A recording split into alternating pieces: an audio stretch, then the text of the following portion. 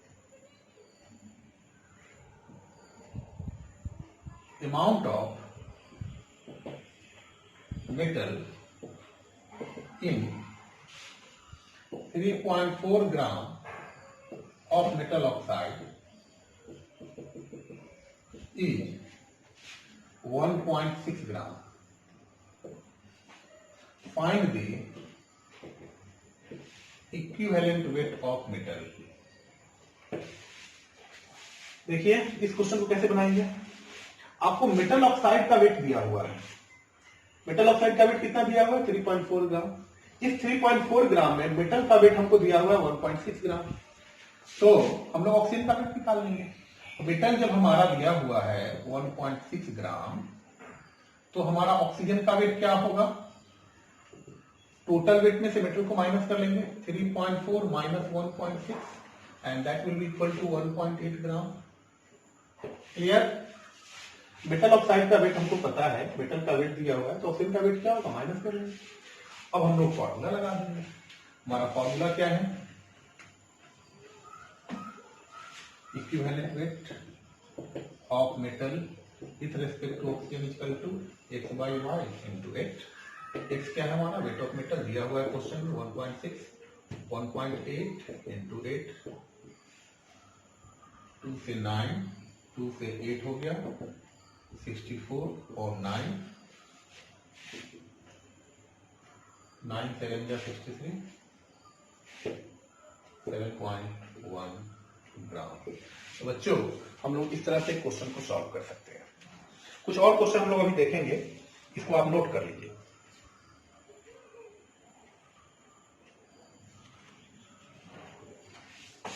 Question number 3, in a metal chloride the ratio of metal and chlorine is 2:1. Find the equivalent weight of the metal. Metal का ratio क्या है? Metal और chlorine का ratio 2:1 है। तो chlorine के respect में क्या आपने पढ़ा है? इक्विवेलेंट वेट निकालने का formula, equivalent weight is equal to x upon y into 35.5। x क्या है? Weight of metal. मेटल का रेशियो दिया हुआ है 2, क्लोरीन का 1 into 35.5 and that will be equal to 71 gram. इस तरह से बच्चों हम लोग किसी भी एलिमेंट का इक्विवेलेंट वेट किसी एलिमेंट के रिस्पेक्ट में फाइंड आउट कर सकते हैं।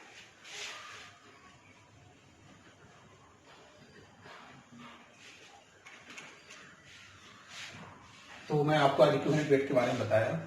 अगला क्लास जो मेरा होगा वो मैं आप सॉल्यूशन पे आऊंगा, और चूंकि ये सारे जो टर्म्स मैंने आज डिस्कस किया है, सॉल्यूशन के जो भी क्वेश्चंस है, प्रॉब्लम है, न्यूमेरिकल्स हैं, वो सॉल्व करने में इन सारे टर्म्स की जरूरत पड़ेगी। तो अगला क्लास मेरा सॉल्यूशन होगा और उसके कंटेंट पे हम लोग आ जाएंगे और डिटेल्स में उसको समझेंगे।